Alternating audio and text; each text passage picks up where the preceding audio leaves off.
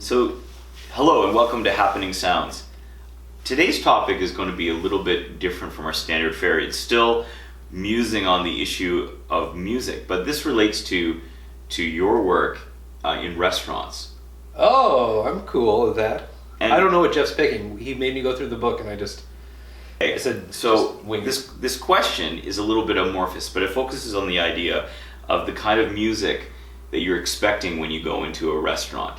And like, for example, I'm kind of irritated when I go into a restaurant. Like, say to pick a random example, you go into a Chinese restaurant or something, and then they're playing country music or something. Like, they're playing the modern country radio, and I think, no, this is bothering the total antithesis of what I want musically from this environment.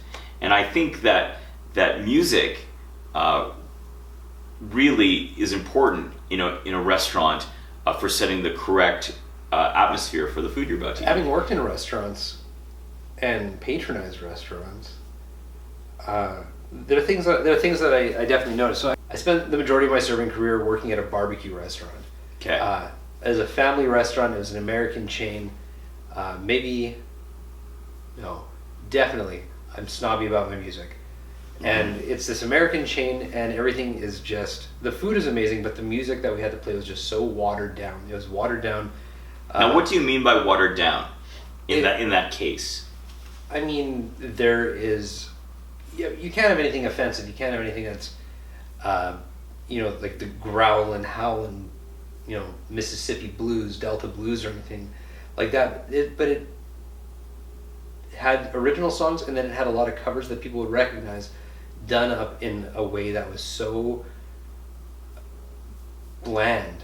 Mm-hmm. Like, you're not going to a barbecue restaurant to listen to the music that's being piped through the speakers. You're going to enjoy the smoked meats and stuff, but you're hearing songs that are done by like a bad cover band that every member got a tab book for their instrument to learn these songs, and they're just so toothless. The original feelings of the songs are, they're stripped completely off, and it's just musical wallpaper. That's a personal preference. There are people who came into the restaurant and thought, "Oh my God, I love this blues." Mm-hmm. And in my mind, I'm thinking, you don't know what blues is. Well, just to take a devil's advocate position, yeah.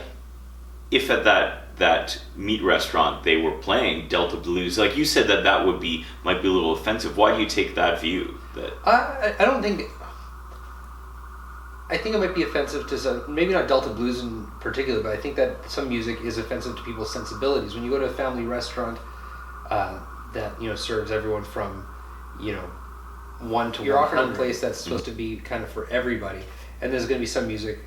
Like, if I had a restaurant and I only played punk rock, there's going to be all the people who don't like punk rock, who either are indifferent to it, who don't like it, or who have like a visceral, angry reaction to punk rock.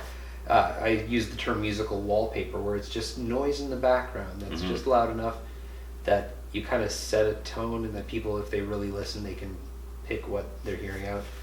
See, I'm gonna go a little bit deeper into this, because you use the example of punk rock, and clearly punk rock isn't for everyone, but do you think there would be a place for a restaurant that played punk rock? And if so, what kind of restaurant would you envision that as being? I think that easy go-to would be like a British style pub. Okay. Not so much the whole carved wood support sticks at the end of the bar top and stuff, but just like a Royal Albert type of bar. Exactly. It would be like the adjacent restaurant to a rock and roll club. It would be an ideal restaurant to play punk rock. Certainly. Yeah, it would fit the aesthetic perfectly. Exactly, the sound matches the vision. There was a place on Portage Avenue called Susie Q's, and it was made up like a 50s diner. It was the checkerboard floor, the red vinyl seats. There was a coin-operated jukebox at every table that you could select your music, and then it would, beam it to the main jukebox, and you could hear, music of the 50s and 60s.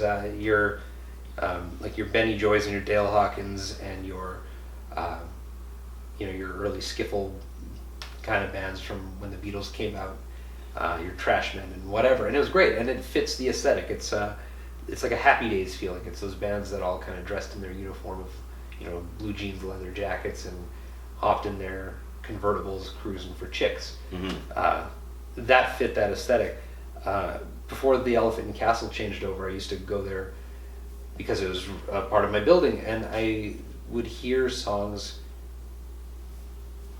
A lot of it was like the top 40 kind of stuff, but I guess it was on shuffle, and sometimes you'd hear a song that you'd play on your radio show. Like I heard Where Do Words Go by I Am Spoonbender, which is not pop radio at all. I'd never heard it on the radio until I was at Elephant and Castle that time. You go to places like ethnic restaurants. You mentioned Chinese food restaurant. I've been to sushi restaurants, whether they're owned by Japanese or Korean people, and there's J-pop or K-pop being played.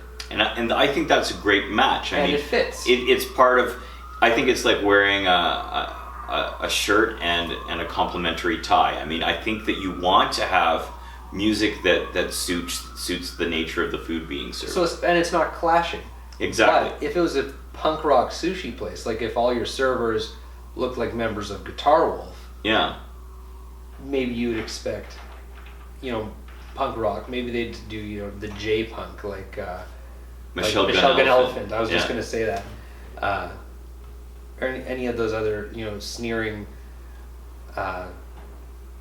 big hairspray Japanese punk rock bands. Like there's a ton of them that kind of look and sound the same, but they're taking what American punk rock is and then just Japanifying it by turning it up to 15, just being like, well, this was the Ramones, but we're gonna be Guitar Wolf. They're gonna be Guitar Wolf. I've been to Indian restaurants where there's, in addition to just the music, there's the TVs, and they're playing these 30-minute long Bollywood music videos. I love that. Which are awesome. Yes. And I think that it totally fits the aesthetic. I think that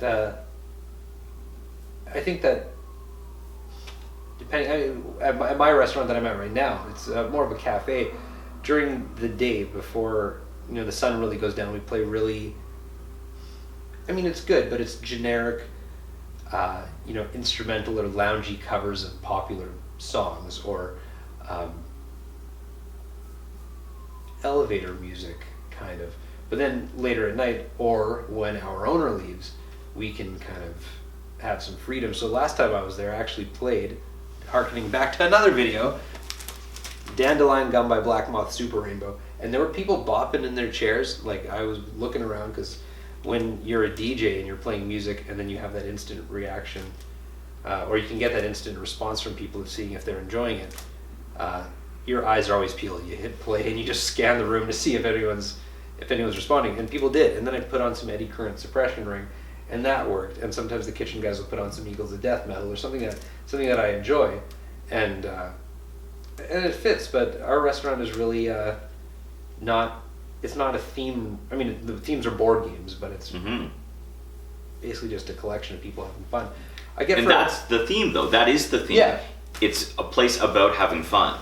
So I think that when you're going to certain restaurants, if there's a theme, if a culture is a theme, I think that when you go into it, your expectations are, I want K-pop while I'm eating my, Korean-made sushi, or I want, Ethiopian music playing while I'm eating Ethiopian. Yeah, that's the ideal for me. But would you have an issue if you walked into a restaurant to sit down that was serving Thai food and you heard?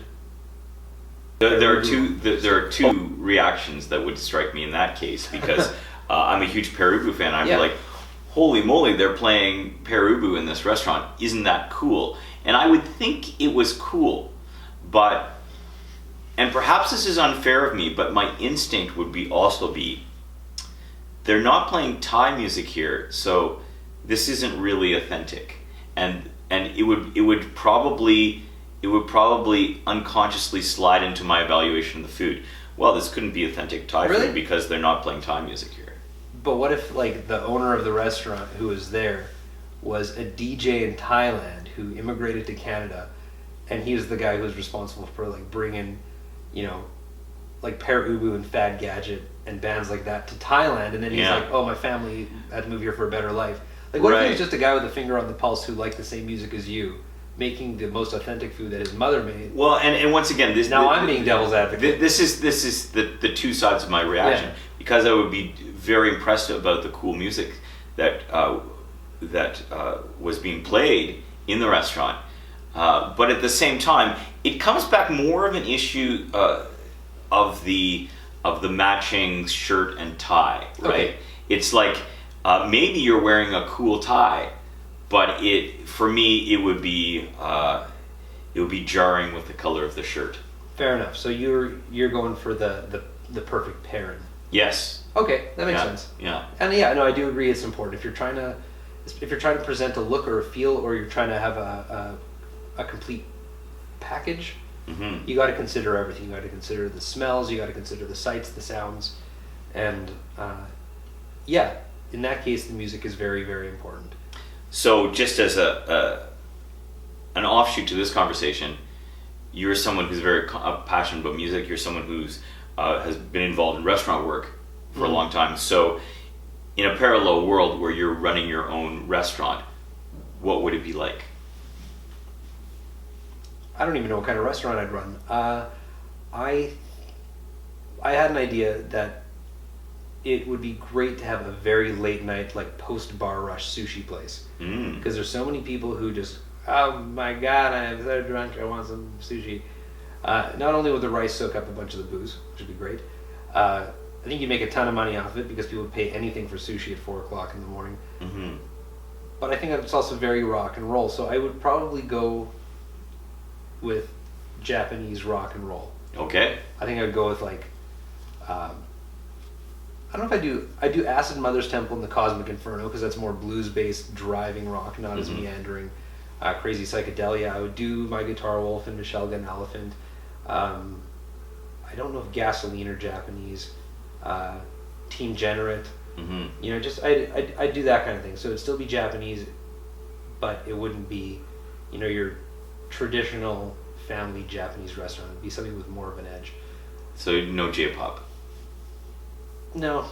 Okay. I mean, and I'd have to be honest with myself too. Yeah. Because a thing that we haven't considered yet is that when you're working in a restaurant, and you're hearing the same songs, it's true, 7 times a shift, you're gonna wish you were deaf. Mm-hmm. If you hate those songs, you're gonna wish that you were deaf. In my restaurant now, one of the songs that plays on our playlist isn't the same watered down music wallpaper that we had at the meat place, but that song for me and my coworker who I met through that meat place, we have like a visceral reaction. It's like a PTSD flashback when we hear that song, because we just associate it with just a bad time. Yeah. So you got to be careful. I think you're totally right. If you have concept, you need to be true to every element of that. There was a soundtrack that came out on Trunk Records. It was the complete library music from Dawn of the Dead. Okay. So around the world, when the cut came out, it was all this band Goblin doing the music. Yeah, the same band that did Suspiria. Yeah, and they couldn't get the licensing for that music in North America, so they replaced it with cues from the Chapel Library music. And one of the main themes that came out of that was the Gonk by Herbert Chappell. You know, dun dun dun dun dun dun dun dun, and it's not scary when zombies are chasing you. So, I mean, you're scared because it's zombies, but then you hear the music and you're taken out of it for a bit. Mm-hmm. That's right. Yeah. And that's the key that comes back to all of this. You're taken out of it. Have you ever had that kind of experience that I've described, where you've been eating in a restaurant and the music, perhaps in a restaurant, if the music isn't intruding in your consciousness and you're able to have a conversation, it's fine. Yeah, I guess it fits. Mm-hmm. This has been another episode of Happening Sounds. Please press the subscribe button. Click below.